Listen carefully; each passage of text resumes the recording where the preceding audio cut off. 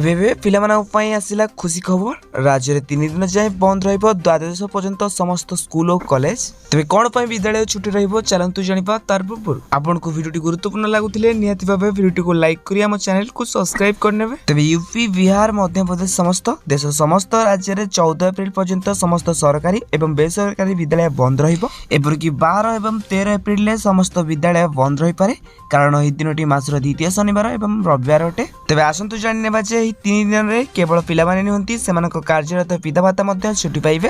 तेज पिला एवं सेमानकर पितामाता छुट्टी 12 एप्रिल आरंभ हो जहाँ 14 एप्रिल पर्यंत चलो। एपरिक 12 तारिख होउछि एप्रिल द्वितीय शनिवार किंतु यह दिन केवल राज्यर समस्त विद्यालय बंद रही। तापर 13 एप्रिल रविवार तेणु यह दिन विद्यालय मध्य छुट्टी रहिबो। यापर आंबेडकर जयंती जहाँकि 14 एप्रिल सोमवार दिन पालन करा जिवो।